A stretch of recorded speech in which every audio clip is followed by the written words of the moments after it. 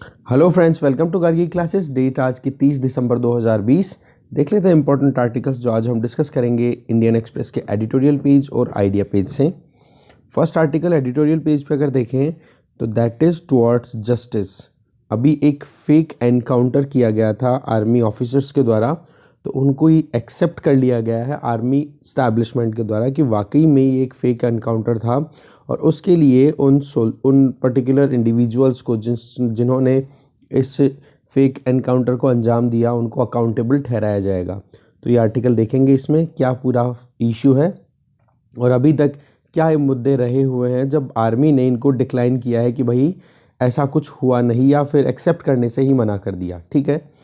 दूसरा आर्टिकल है that is about powering up, जिसमें कल हमारे जो आप कह सकते हो road transport and highway minister हैं नितिन गडकरी जी, उनकी एक कॉन्फ्रेंस हुई थी। तो उसमें उन्होंने बताया कि किस तरीके से अब इंडिया एक्सेलरेट करने वाला है इलेक्ट्रिक व्हीकल प्रोडक्शन में। ओके, तो पूरा आर्टिकल देखेंगे। अच्छा है क्योंकि हमारा टारगेट क्या है, पेरिस क्लाइमेट चेंज एग्रीमेंट के अंडर में 30 से 40%, 35 से 40% तक हम एमिशन डाउन करना चाह रहे हैं 2005 में जो एमिशन लेवल था उसके कंपैरिजन में। ठीक है, आते आते 2030 तक। ठीक है, तो ये पूरा आर्टिकल अच्छा है, देखेंगे पूरे डिटेल में। तो दो आर्टिकल्स। तीसरा आर्टिकल अगर देखें तो आपके सामने ये है स्क्रीन पे, सेसेशन ऑफ सक्सेसफुल। तो यहाँ पर राइटर हैं संजय बारू जी। तो इन्होंने बताया है कि किस तरीके से हमारे यहाँ पर ब्रेन ड्रेन हो रहा है। जो पढ़े लिखे हैं, जो एजुकेटेड हैं, या फिर कह सकते हो जो एलिट क्लास से बिलोंग करते हैं, या फिर जिनको स्कॉलरशिप अवेलेबल हो जाती है, तो वो फिर इंडिया छोड़ के एक बार चले जाते हैं तो वापस आने की इच्छा बिल्कुल भी नहीं रखते। तो इसका कितना तो लॉस है, क्या किया जाना चाहिए, वो चीज़ें हमें थोड़ी इसके ऊपर सोचने की ज़रूरत है। तो देखेंगे इस पूरे मुद्दे को। अच्छा है, पूरा आर्टिकल बहुत शानदार है ब्रेन ड्रेन पे। फिर ये फोर्थ आर्टिकल है दैट इज़ नॉट इम्पॉर्टेंट हमारे लिए एग्जाम पॉइंट ऑफ व्यू से। फिर देखें नेक्स्ट, अगर आइडिया पेज पे हम देखें तो देखोगे आप, ये फर्स्ट आर्टिकल है that is facts from the field. ये वही वे फार्मिंग का क्या सिनेरियो चल रहा है, बिल्कुल काम का नहीं है। इसमें दो चीज़ें मैं बता देता हूँ आपको, जो आप थोड़ा सा ध्यान से देख लेना। यहीं पे जूम करके दिखा रहा हूँ। नंबर 1 कि OECD और RIER के द्वारा एक कंडक्ट की गई थी स्टडी, जिसमें ये पता पड़ा कि 2001 से लेकर 2016-17 तक अगर एवरेज निकाला जाए तो इंडियन एग्रीकल्चर पे अगर टैक्स रेट देखो तो कितनी लग रही है, 14%। इसकी वजह क्या बताई जा रही है, बोले रेस्ट्रिक्टिव ट्रेड होता है APMCs के थ्रू, इस वजह से ये टैक्स लगता है। तो अगर ये थोड़ा सा फ्रीडम मिलेगा ना फार्मर्स को, ये 14% से रिड्यूस हो सकता है। ठीक है, एक तो ये पॉइंट है यहाँ पे देखने लायक। दूसरा यहाँ पर जो पॉइंट है इम्पोर्टेंट, वो आ जाता है फार्मर प्रोड्यूस ऑर्गेनाइजेशंस के बारे में। तो आप इसके बारे में ज़रूर एक बार देख लेना, गूगल ज़रूर कर लेना, ये बड़ी इंपॉर्टेंट टर्म है फार्मर प्रोड्यूस ऑर्गेनाइजेशंस। ठीक है, और एक ये इंपॉर्टेंट टर्म है यहाँ पर that is agri infrastructure fund, जो कि 1 लाख करोड़ रुपए का स्टैब्लिश किया गया है कोविड-19 के टाइम पे ही, लॉकडाउन के टाइम पे ही किया गया था इसका। तो एक बार आप ज़रूर देख लेना इसको भी। ठीक है, बाकी चीज़ें तो रिपीट हो रही है, कुछ नया नहीं है। इसके अलावा अगर इस पेज में इंपॉर्टेंट आर्टिकल्स की बात करें तो ये दूसरा आर्टिकल हमारे काम का नहीं है।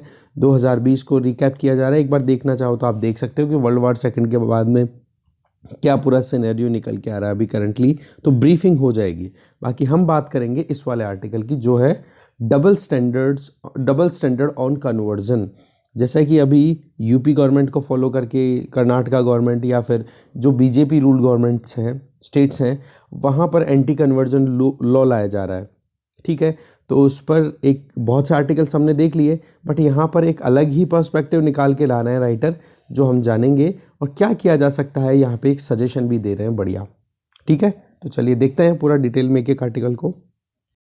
फर्स्ट आर्टिकल है टुवर्ड्स जस्टिस। देखो, पुलिस ने अभी एक चार्जशीट सिविलियन कोर्ट में रजिस्टर कराई है एक आर्मी कैप्टन और उस जो कि 62 राष्ट्रीय राइफल से बिलोंग करते थे, क्योंकि उन्होंने 2 सिविलियंस को फेक एनकाउंटर में, जो कि सोफियन में जुलाई में कंडक्ट किया गया था, तो वो अपने आप में आप देख सकते हो ये एक डिस्टर्बिंग, कह सकते हो कि डिस्टर्बिंग इंसिडेंट हुआ। ठीक है, जहाँ पर इनोसेंट लोगों को मौत के घाट उतार दिया गया, ये कह के एक कॉन्स्पिरेसी बनाई गई, पूरी प्लान की गई। हैचेट का मतलब होता है प्लानिंग करना। तो वो प्लान करके एक तरीके से टेररिस्ट डिक्लेयर करना उन विक्टिम्स को। तो ये जो चीज़ थी ना, ये बड़ी दुखद है। अगर हम देखें 3 आदमी, ठीक है, जो कि एक ही फैमिली से बिलोंग करते हैं, राजौरी डिस्ट्रिक्ट में जो कि जम्मू डिवीज़न में है, वहाँ पर आप देखोगे यंगेस्ट जो है उसकी एज थी 16 साल, ठीक है। तो उनको वो 16 साल थी। अब वो ट्रैक करके कश्मीर की तरफ जाते हैं, माउंटेन्स चढ़ के, फिर उसके बाद में अपने काम के लिए उनको पकड़ा जाता है, घेरा जाता है, फिर उसके बाद में उनको मौत की घाट उतार दिया जाता है। Shot in the cold blood, that means कि वो आराम से अपना काम कर रहे थे और उनको फायर करके और मार दिया। तो यहाँ पर जब पूरा इन्वेस्टिगेशन हुआ ना, तो ये पता पड़ा कि ये सारी कॉन्स्पिरेसी के पीछे 20 लाख रुपए का रिवॉर्ड छुपा हुआ था, जो कि सिक्योरिटी फोर्सेस को मिलता है कि कोई भी टेररिस्ट को अगर किलिंग की जाती है तो 20 लाख रुपए का अवार्ड मिलेगा। तो ये जो चीज़ है ना, ये बड़ी कहीं ना कहीं डिस्गस्टिंग दिखाई दे रही है यहाँ पर, ठीक है।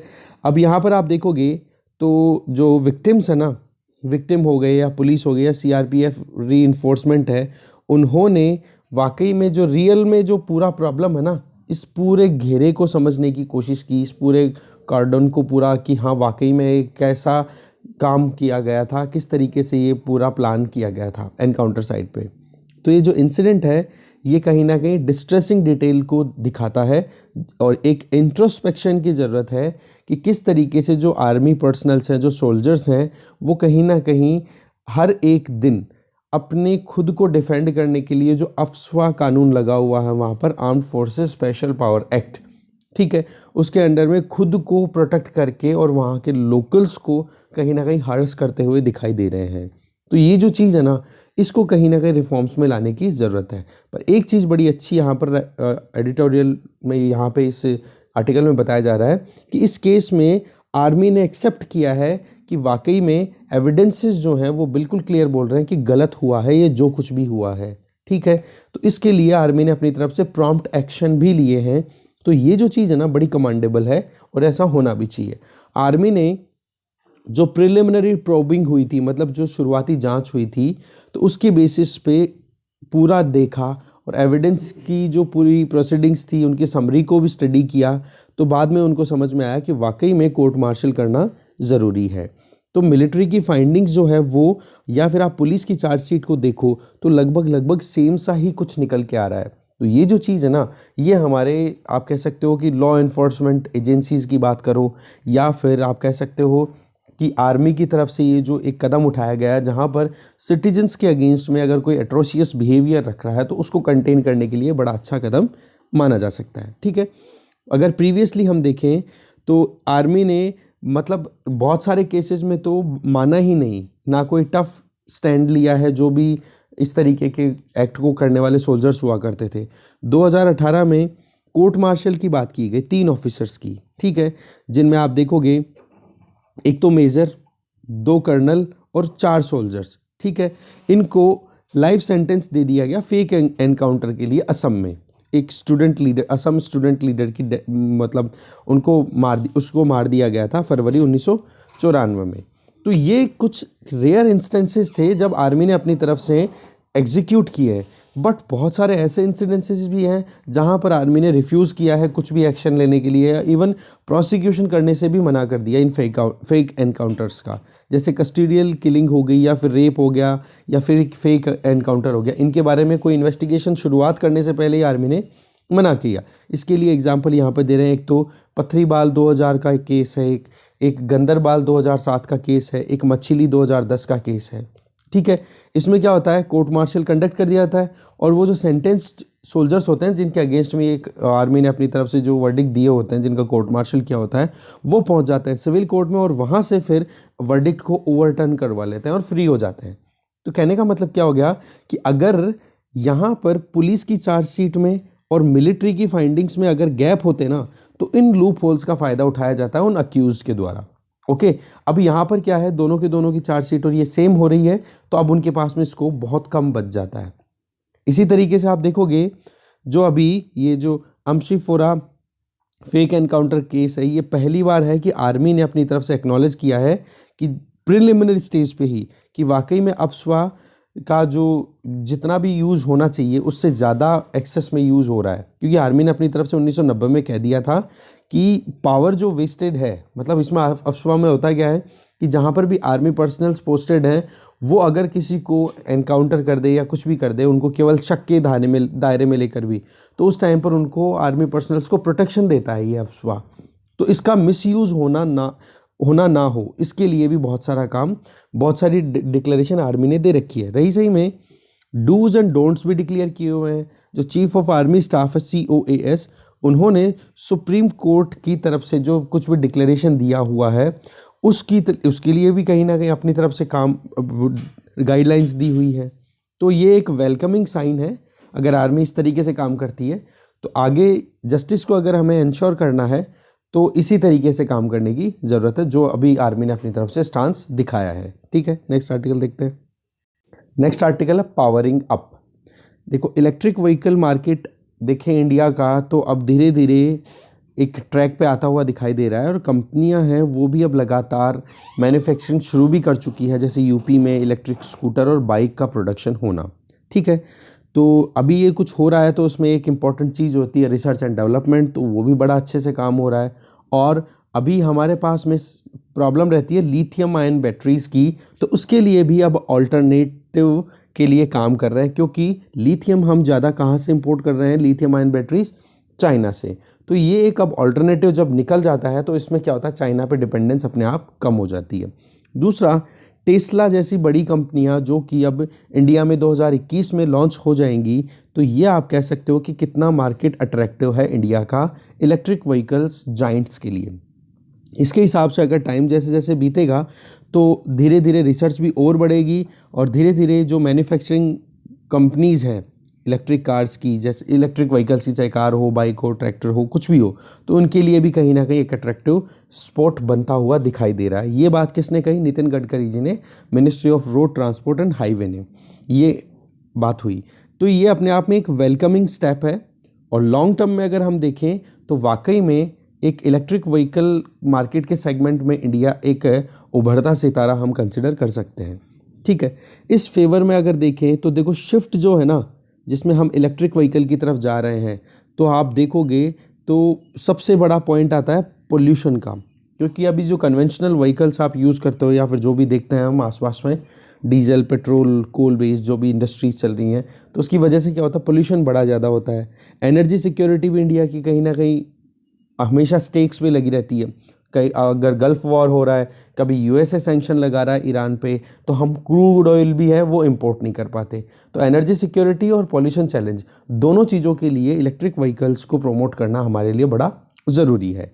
अगर हम देखें वर्ल्ड की 30 most polluted air polluted cities की बात करें तो 21 सिटीज़ तो केवल इंडिया में है। आप देख सकते हो कितना ज़्यादा पॉल्यूशन है हमारी सिटीज़ में।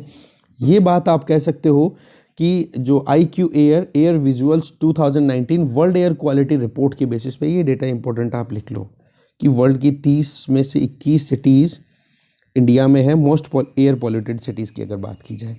तो इससे अगर हम देखें तो पॉल्यूशन का लोड है वो भी कहीं ना कहीं व्हीकुलर एमिशन की वजह से लगातार बढ़ता चला जाता है, तो वो भी कम होगा, और नया इलेक्ट्रिक व्हीकल लेकर के आएंगे तो एमिशन कम होगा। तो ये हम देख सकते हैं कि पेरिस क्लाइमेट चेंज एग्रीमेंट के को भी हम कंट्रोल कर सकते हैं। अब आप देखो इसमें साथ में कि जो कंट्री की डिपेंडेंस है वो हमारी किस पे है, ऑयल इंपोर्ट पे, तो वो भी रिड्यूस हो जाएगी। अब जब हम सही तरीके से इस इलेक्ट्रिक व्हीकल के प्रोविज़न को इम्प्लीमेंट करना शुरू कर देंगे तो पता पड़ेगा कि नीति आयोग की एक रिपोर्ट ऑलरेडी हमारे पास में अवेलेबल है, जिसमें ये कहा गया है कि लगभग 1.2 लाख करोड़ रुपए तक हम बचा लेंगे अगर $70 का 1 लीटर अगर माने तो, बैरल ऑयल एक तरीके से कंसिडर करें तो पॉइंट यहाँ पे क्या आ जाता है कि कितना ज़्यादा हमारे यहाँ पर सेविंग्स भी हो जाएगी, पैसा भी बाहर नहीं जाएगा। तो इस तरीके से ये जो शिफ्ट है ना, यहाँ पर आप सोशो इकोनॉमिक और एनवायरमेंटल बेनिफिट्स को भी ट्रैक कर पा रहे हो कि कितना फ़ायदा होगा। और ये जो प्रूडेंट अप्रोच है, बहुत सोच समझ करके हम आगे बढ़ेंगे तो जितने भी आप देख सकते हो आज इंडिया एक अच्छा मार्केट बन के निकलेगा, तो अट्रैक्शन आएगा, ऑटोमेटिकली इन्वेस्टमेंट भी आएगा, तो वो जॉब क्रिएशन भी कहीं ना कहीं करता ही रहेगा। बहुत सारे पब्लिक ट्रांसपोर्ट की अगर हम बात करें, वहाँ पर भी अगर इम्प्लीमेंटेशन होता है, टू व्हीलर व्हीकल्स हैं, टैक्सीज़ हैं, वो अगर इलेक्ट्रिक हो जाती हैं तो उसका भी हमें बहुत सारा फ़ायदा होगा। आज आप देखोगे तो मोड्स ऑफ ट्रांसपोर्टेशन की अगर बात करें तो 80% व्हीकल्स हैं वो इंडियन रोड्स पे अगर चलेंगे और वो भी इलेक्ट्रिक व्हीकल हो जाएंगे तो बहुत सारा फ़ायदा हमें हो जाएगा। और दूसरा, अगर जो टेरी है उसके द्वारा जो स्टडी की गया और एनालिसिस के बेसिस पे बताया, तो वही pollution reduction, oil import reduction, carbon emission cut हो जाएगा, रोड कंजेशन को भी कंट्रोल कर लेंगे अगर पब्लिक ट्रांसपोर्टेशन सिस्टम में भी प्रॉपर इम्प्लीमेंटेशन होता है। बट थोड़ा सा यहाँ पे एक पॉइंट ये आता है कि यह आर्ग्यूमेंट दिया जाता है ना कि जो प्रीमियम कारें हैं, 4 व्हीलर कार्स हैं, उनको अगर सब्सिडाइज कर देंगे तो और ज़्यादा फ़ायदा होगा। बट रियलिटी क्या है कि प्रीमियम कार्स हमारे रोड्स का जो ट्रैफिक है ना उसको केवल 2% ही रिप्रेजेंट करती है। कहने का मतलब केवल 100 अगर व्हीकल रोड पे चल रहे हैं तो उनमें से 2% ही आपकी 4 व्हीलर प्रीमियम कार्स हैं, तो उनको सब्सिडी देना थोड़ा सा यहाँ पे डाउट वाली बात बताई जा रही है आर्टिकल में। पर फिर भी आप देखोगे एक चैलेंज क्या रह जाता है, एक तो चार्जिंग इंफ्रास्ट्रक्चर बनाना, क्योंकि अगर चार्जिंग इंफ्रास्ट्रक्चर जैसे आज फिलिंग स्टेशन होते हैं, पेट्रोल पंप्स, वहाँ पर जल्दी से हम चार्ज कर लेते हैं या फ्यूल डला लेते हैं तो ज़्यादा देर वेट नहीं करना पड़ता। तो वहाँ पर हमें ज़रूरत है कि लार्ज स्केल एडॉप्शन फैसिलिटेट किया जाए, ठीक है। Affordable convenient charging facilities available होनी चाहिए, ठीक है, तो जिससे क्या है कंज्यूमर ज़्यादा अट्रैक्ट होंगे। इसके अलावा आप देखोगे प्रेसिडेंट इलेक्ट जो हैं जो बाइडन यूएसए के, उन्होंने तो सीधा सा बोल दिया कि हमारे यहाँ पर हम इलेक्ट्रिक व्हीकल चार्जिंग स्टेशंस बनाएंगे लगभग 5 लाख नए, ठीक है। तो इसी तरीके का हमें भी कुछ नया करने की ज़रूरत है। तो पब्लिक फंडिंग है ना वो कहीं ना कहीं मैन्युफैक्चरर्स को भी इंसेंटिवाइज करेगी तो कंज्यूमर्स के लिए भी बेनिफिशियल रहती है। गवर्नमेंट को इस चीज़ के लिए लगातार काम करने की ज़रूरत है और आप कह सकते हो कि गवर्नमेंट अपनी तरफ से कदम उठाए उस पर थोड़ा सा डाउट भी बना रहता है। बट वही बात है कि कितना क्या काम होता है वो डिपेंड करता है रिसर्च एंड डेवलपमेंट पे और अच्छी गुडविल पे, ठीक है। नेक्स्ट आर्टिकल देखते हैं। नेक्स्ट आर्टिकल है सेसेशन ऑफ सक्सेसफुल, संजय बारू के द्वारा लिखा हुआ ये आर्टिकल है। फर्स्ट आर्टिकल में तो ये फर्स्ट पैराग्राफ में तो यही चीज़ बताई हुई है जो इंडियन एक्सप्रेस ने स्टडी किया है, ठीक है, कि किस तरीके से हमारे यहाँ पर ब्रेन ड्रेन हो रहा है। सीबीएसई की बात कर लो या फिर आईसीएसई की बात कर लो, जो टॉपर स्टूडेंट है 10th और 12th के, वो सारे के सारे माइग्रेट करके चले गए हैं। बट हम अब रिलाई करेंगे इस वाले डेटा पे कि 2015 के बाद में ये जो ट्रेंड है ना आउट माइग्रेशन का, इंडियन टैलेंट का और इंडियन वेल्थ का, ये लगातार बढ़ता चला जा रहा है। डेटा अभी रिसेंटली जो कलेक्ट किया गया है जो प्राइवेट स्कूल्स है दिल्ली में, वहाँ से अगर हम देखें इस डेटा में ये पता पड़ता है कि इस सेंचुरी से में जब से स्टार्ट हुई है तब से लगभग 20% स्टूडेंट्स जो हैं वो हाई स्कूल के स्टूडेंट्स अब्रॉड गए हैं ग्रेजुएट स्टडीज़ को कंप्लीट करने के लिए, ठीक है। और लगभग 2010 में ये जो नंबर्स हैं ये बढ़ के 50% तक बढ़ गए थे। तो 2019 में लगभग 70% जो स्टूडेंट्स हैं दिल्ली की जिन स्कूल्स में ये रिसर्च हुई वहाँ पर वो बच्चे बाहर चले जाते हैं पढ़ने के लिए और वहीं सेटल हो जाते हैं, ठीक है। देखो सीबीएसई और आईएसई की बात करें तो ये अपने आप में इंडिया के ब्राइटेस्ट स्टूडेंट्स देने के लिए जानी जाती है। इनके टॉपर्स जो हैं वो ब्राइटेस्ट तो अपने आप ही हो गए। और दूसरा आप देखोगे तो जो वेल्दीएस्ट फैमिली से बिलोंग करने वाले स्टूडेंट्स हैं ना उनको भी मौका मिलता है और वो भी आउट ऑफ इंडिया सेटल हो जाते हैं।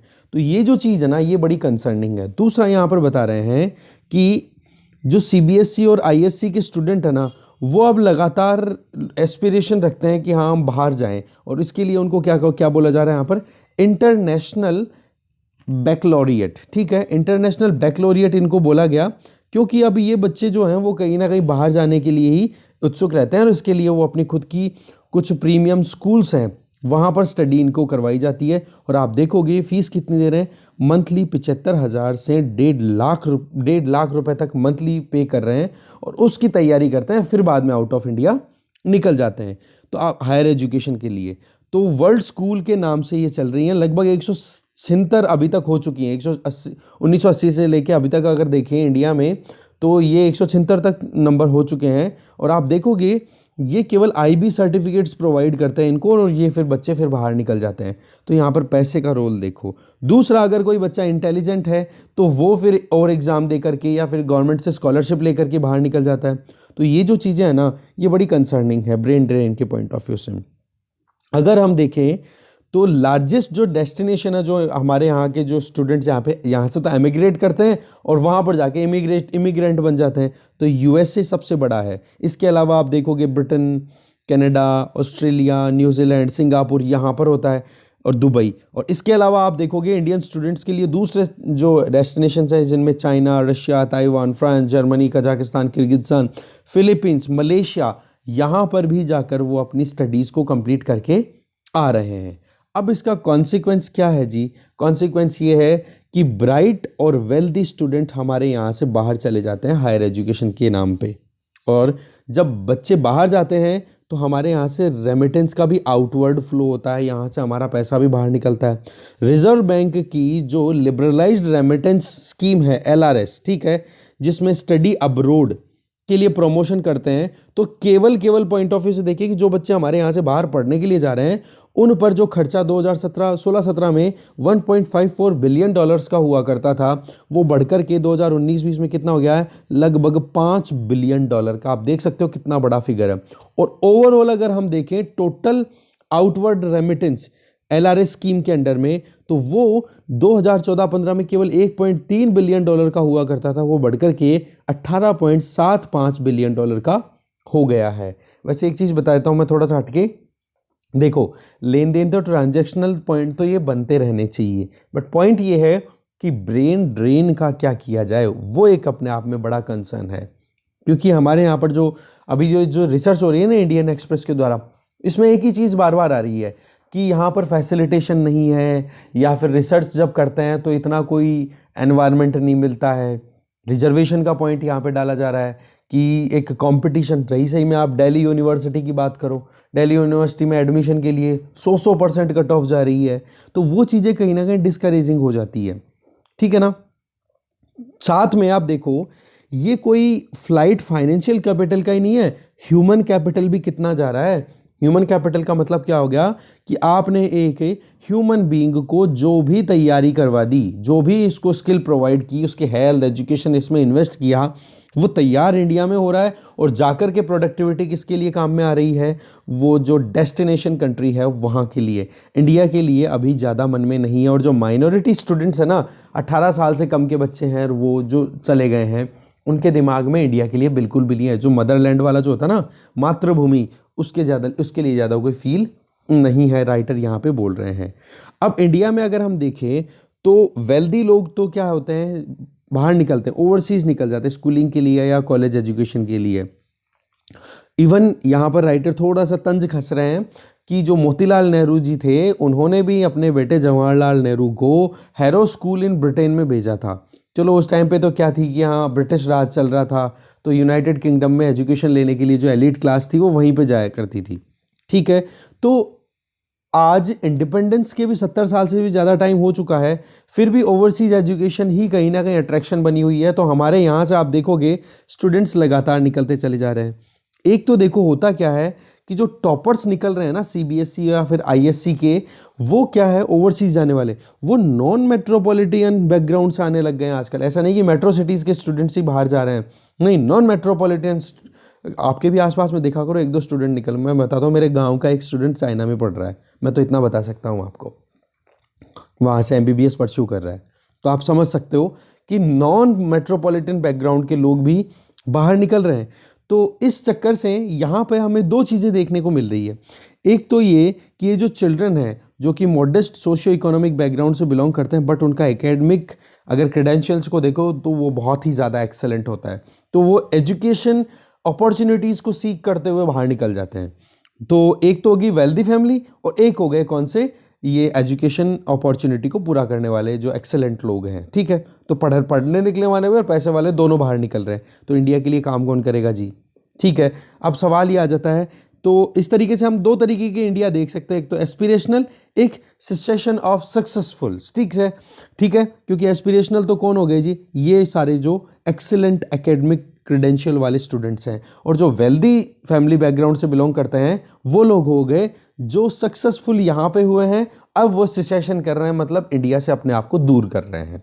देखो, इकोनॉमिस्ट ने बहुत कोशिश की है कि फाइनेंशियल कैपिटल तो हमारे यहाँ से जा रही है, बट ह्यूमन कैपिटल को भी कैलकुलेट किया जाए, क्योंकि ब्रेन ड्रेन की जो प्रॉब्लम है ना, ये इंडिया की नहीं, ये डेवलपिंग इकोनॉमीज़ के लिए बड़ी कॉमन है।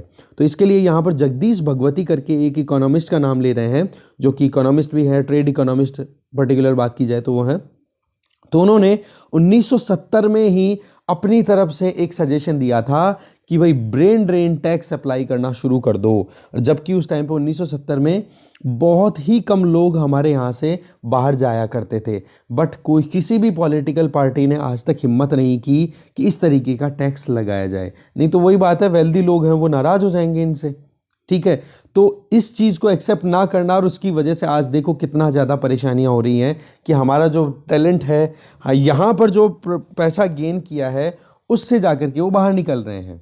प्राइम मिनिस्टर मनमोहन सिंह देखो या फिर current prime minister Modi ji को देखो, दोनों ने एक बड़ी अच्छी बात कही कि जो आउट माइग्रेशन है ना, वो ब्रेन ड्रेन का कोई कारण नहीं बनता, इतना कोई वो नहीं है, ये तो ब्रेन बैंक है जो कि बाहर से सीख करके और फिर इंडिया में आएंगे और इंडिया के लिए काम करेंगे। बट रियलिटी क्या है जी, ये है कि एनआरआईज का जो नंबर्स है ना वो लगातार बढ़ता चला जा रहा है, वो रिटर्न ही नहीं हो रहे हैं। तो ये जो चीज़ है ना, ये बड़ी चिंता वाली बात है। देखो ज़्यादातर जो होता है ना, देखो अपॉर्चुनिटी देखते हैं बाहर बाहर किस चीज़ की, एक तो वर्क की कि हाँ जॉब अच्छी मिल जाएगी, लाइफ सिक्योर हो जाएगी, दूसरा क्वालिटी ऑफ लाइफ की देखते हैं कि हाँ इंडिया में कितना ज़्यादा परेशानी होती है। तो वो चीज़ें उनको इंग्लिश स्पीकिंग नेशंस जो हो ना, जिसको हमने देखा था एंग्लोस्फेयर, कल परसों के एक आर्टिकल में एंग्लोस्फेयर, वो वाला पॉइंट यहाँ पे फिर से मैं एक अटैच करना चाहूँगा, ठीक है। तो एंग्लोस्फेयर वाले रीजन्स में हमारे यहाँ के स्टूडेंट्स कहीं ना कहीं अट्रैक्शन फील करते हैं और वहाँ चले जाते हैं, माइग्रेट करके चले जाते हैं, और उनके दिमाग में मदरलैंड के लिए इतना ज़्यादा कोई अट्रैक्शन नहीं होता जितना कि हम एक्सपेक्ट करते हैं या फिर आशा करते हैं उनसे, ठीक है। इससे और चिंता वाली बात थोड़ी ये आ जाती है कि इंडिया के जो सुपर रिच लोग हैं ना, वो लोग तो रहना ही बाहर शुरू कर चुके हैं, वो रहते हैं अब्रॉड हैं, बिजनेस इंडिया में चलाते हैं वो लोग, तो ये बड़ी बात है। दूसरा आप देखोगे इंडिया में जो कानून है जिसमें एनुअल आउटवर्ड रेमिटेंस है वो 2.5 लाख US डॉलर तक अलाउ किया हुआ है, उसमें भी आप देखोगे तो उस चीज़ को ओवरकम करने का दिमाग क्या करती है, बोले यहाँ पे बैठ के हम बाहर से काम करवाएंगे, तो इसकी बजाय क्यों ना हम बाहर ही जा करके काम कर लें और एनआरआई बन जाए। तो इससे भी क्या हो रहा है, हमें बहुत ज़्यादा परेशानियों का सामना करना, और इंडियन बिजनेस क्लास है वो कहीं ना कहीं यही काम कर रही है, ठीक है। देखो बहुत सारे हज़ारों की संख्या में ओवरसीज़ जो इंडियंस हैं, जो प्राइम मिनिस्टर मोदी की जो जाने पे बहुत खुशी मनाते हैं कि हाँ आत्मनिर्भरता की बात कर रहे हैं वो सारा, बट रियलिटी में उनकी आत्मनिर्भरता जो है ना वो ओवरसीज़ आत्मनिर्भरता पर ज़्यादा रिलायंट है, ना कि इंडिया की खुद की आत्मनिर्भरता। पॉइंट क्या है, ब्रेन ड्रेन लगातार जारी है, ये कहीं ना कहीं कंसर्निंग है, इसको कहीं ना कहीं हमें टैकल करने की ज़रूरत है। ये अभी का मुद्दा नहीं है, जब से 1990s से हमने LPG पॉलिसी अडॉप्ट की है तब से ये एक्सेलरेशन और बढ़ गया है। देखो इसके फ़ायदे भी होते हैं, बट एक तो होता है ना कि हाँ नुकसान, आप किस चीज़ को देखना चाह रहे हो आपके ऊपर है, ठीक है। तो इस चीज़ पर भी कहीं ना कहीं वर्कआउट करना चाहिए। तो हमारे अगर यहाँ पर एजुकेशन सिस्टम अच्छे से काम करेगा तो ये क्यों ब्रेन ड्रेन करेंगे, सीधी सी बात है। और इसके लिए कहीं ना कहीं नेशनल जो न्यू एजुकेशन पॉलिसी आई है जिसमें इंटरनेशनल टॉप 100 यूनिवर्सिटीज़ को हमारे यहाँ पर कैंपस ओपन करने का मौका दिया जा रहा है, तो ब्रेन को होल्ड करने का ही तो काम है, ब्रेन ड्रेन ना हो उसके लिए तो है। बाकी टाइम बताएगा जो कुछ भी है। देखते हैं नेक्स्ट आर्टिकल। नेक्स्ट आर्टिकल है double standard on conversion. Article है जगवीर सिंह जी के द्वारा लिखा हुआ। तो ये डिसएग्रीमेंट दे रहे हैं कि इंडियन एक्सप्रेस के एडिटोरियल ने एक बार interfaith marriage and conversion laws के बारे में लिखा कुछ महीने पहले, जब ये कानून यूपी में लाया गया था, कि स्टेट की इंटरफेरेंस जो है इंटरफेथ मैरिजेस में वो कहीं ना कहीं गलत है, क्योंकि मैरिज जो है वो अपने आप में पर्सनल चॉइस पे डिपेंडेंट होना चाहिए। और ये चीज़ हमने अभी देखी, बहुत सारे स्टेट्स और भी ला रहे हैं, और भी सख्त कानून ला रहे हैं, यूपी, कर्नाटका, MP, नाम बैक टू बैक आप ला सकते हो। तो यहाँ पर राइटर जो हैं वो बड़ा क्लियरली बोल रहे हैं कि हमें 2 प्रिज्म से इस पूरे मैटर को देखना चाहिए। एक तो ये कि जो ब्राइड है उसका कन्वर्जन शादी से पहले हो रहा है या बाद में, एक तो ये। दूसरा, इंटरफेथ मैरिज है वो बिना कन्वर्जन के भी तो हो सकती है ना। ये दो मुद्दों पर यहाँ पर राइटर अपना फोकस डालना चाह रहे हैं। देखो, इंटरफेथ मैरिज हो, ठीक है, तो वहां पर कहीं ना कहीं ब्राइड अगर कन्वर्ट करती है तो तीन बड़े मुद्दे आते हैं, तीन बड़े इश्यूज हैं, तीन एलिमेंट हैं जिन पर ध्यान देने की जरूरत है। पहला, कि जो लड़की कन्वर्ट कर रही है, इसका मतलब तो क्या हो गया कि लड़के की वहां पे डोमिनेंस है, लड़का क्यों नहीं कन्वर्ट कर रहा वहां पे, या फिर है उसी कंडीशन में क्यों एक्सेप्ट नहीं किया जा रहा।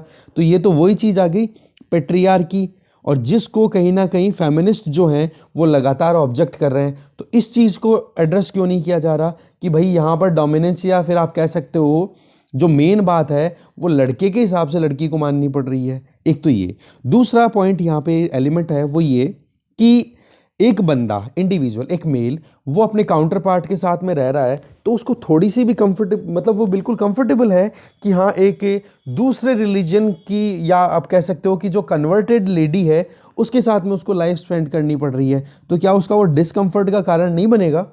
ये तो बाइगोट्री हो गई एक तरीके से कि आप कह क्या रहे हो क्या रहा है, मतलब आप प्रिजुडाइज बेस्ड काम हो रहा है ये तो सारा का सारा। फिर तीसरा जो है पॉइंट, दैट इज कि कन्वर्जन चलो ठीक है हो गया सारा का सारा, बट पॉइंट ये आ जाता है कि एक फेद को आप इंफीरियर कंसिडर करो, एक को सुपीरियर। मान लो ए फेद बी फेद, ठीक है, अब ये बी फेद वाला ए फेद में कन्वर्ट होता है शादी के लिए या शादी के बाद में, तो यहां पर बी फेद को तो आपने इंफीरियर कंसिडर कर दिया ना, तो ये तो कम्युनलिज्म को और बढ़ाएगा। कम्युनलिज्म का मतलब यही थोड़े ना होता है कि एक तरफ हिंदू मुस्लिम या सिख इनके बीच में कोई डिवीजन हो। कम्युनलिज्म का मतलब तो ये भी हो गया कि एक फेथ सुपीरियर है तो दूसरा इंफीरियर है, तो ये जो कन्वर्जन हो रहा है तो ये भी तो इंफीरियर कंसिडर करने लग गए ना बी को। तो ये चीज़ कैसे एक्सेप्टेबल हो सकती है हमारी सोसाइटी में। देखो, राइटर बोल रहे हैं कि बी आर अम्बेडकर जी की बात से मैं बिल्कुल, वो कहता है कि हाँ मैं बिल्कुल ही उनके साथ में हूँ कि हमें अगर सोसाइटी में जो डिवीज़न का कारण है, चाहे कास्ट बेस्ड हो, रिलीजन हो, रेस बेस्ड हो, एथनिसिटी बेस्ड हो, तो उसको अगर हमें ख़त्म करना है तो ज़्यादा से ज़्यादा इंटर कम्युनिटी मैरिजेस को प्रमोट करने की ज़रूरत है, और वाकई में ये चीज़ तभी एक्सेप्टेड हो पाएगी। बट इंटरफेथ मैरिजेस की बात करें तो वहाँ पर बात आ जाती है कि सेंस कन्वर्जन, क्या इसको आप एक्सेप्ट कर रहे हो, इसको एक्सेप्टेबिलिटी अभी भी नहीं है। देखो, लड़की एक कम्युनिटी से दूसरी कम्युनिटी में जाती है और उसको अपने रिलीजन को, अपना जो सरनेम है वो सब कुछ बदलना पड़ता है, तो भाई ऐसा ही क्यों, उल्टा क्यों नहीं वहाँ पे। तो इसमें तो कहीं ना कहीं इंटर कम्युनिटी स्किज्म तो दिखाई दे रहा है ना कि हाँ दो कम्युनिटीज़ के बीच में कहीं ना कहीं डाउट आ रहा है। और दूसरा, एक एग्जाम्पल यहाँ पे राइटर बोल रहे हैं कि एक मुस्लिम वुमन अगर वो जाकर के किसी दूसरे रिलीजन के बंदे से शादी करते हैं तो उसको अलाउ ही नहीं कर रखा। क्यों? क्योंकि उनका जो रिलीजियस स्क्रिप्ट्स हैं वो इस चीज़ को बैन करते हैं।